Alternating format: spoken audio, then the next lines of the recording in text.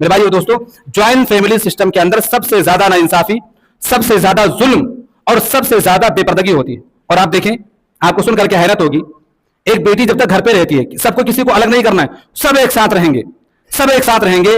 ایک بیٹی جب تک گھر پر رہتی ہے، وہ گھر کا ایک پریوار، ایک حصہ ہے. لیکن شادی ہونے کے فوراً بعد اس کا اس گھر سے کوئی تعلق نہیں. شادی کے بعد اس کا اس گھر میں کوئی حصہ ہی نہیں ہے. اس کو ایک باپ جو ہے بالکل الگ کر دیتا ہے، بالکل شوہر کے حوالے کر دیتا ہے. اس کو ایسا کوئی مطلب ہی نہیں ہے، بھائیوں سے کوئی مطلب نہیں ہے، دولت میں کوئی مطلب نہیں ہے. جبکہ حقیقت یہ ہے کہ ایک لڑکی کا پرماننٹ گھر اس کے باپ کا گھر ہے. شوہر کا گھر یہ پرماننٹ گھر نہیں ہے بیوی کا یا آپ کی بچی کا.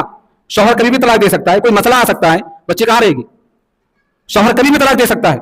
ایک بچی کا، ایک بیٹی کا پرماننٹ گھر اس کے باپ کا گھر ہے. آپ کو سن کر کے حیرت ہوگی، ہمارے یہاں شادی کرنے کے بعد بالکل بچیوں کو چھوڑ دیتے ہیں.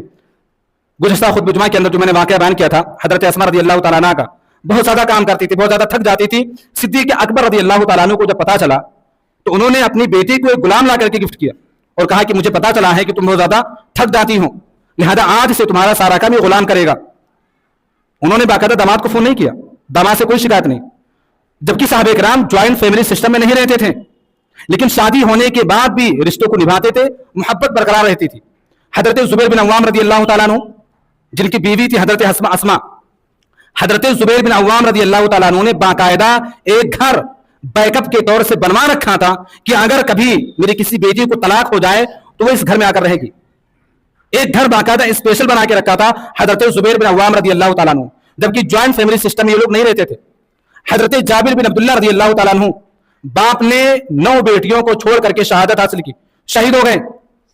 جابر بن عبداللہ رضی اللہ تعالیٰ عنہ نے اکیلے 9 بہنوں کی پرورش کی اور ان 9 بہنوں کی شادی کی، جبکہ یہ لوگ جوائنٹ فیملی سسٹم میں نہیں رہتے تھے. لہذا الگ الگ روم کا ہو جانا یا الگ کچن کا ہو جانا، الگ واش روم کا ہو جانا، یہ گھر کے ٹوٹنے والی بات نہیں ہے.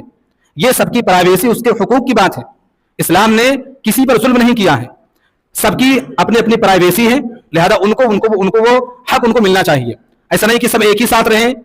ایک خاتون اپنی مرضی کا نہ تو کھانا بنا سکتی ہے، نہ کپڑا لے سکتی ہے، نہ تو کہیں جا سکتی ہے، وہ دوا نہیں کرا سکتی ہے، دودھ نہیں پی سکتی ہے بھائی جوائنٹ فیملی سسٹم میں. لہذا اسلام کے اندر جوائنٹ فیملی سسٹم کا کوئی تصور نہیں.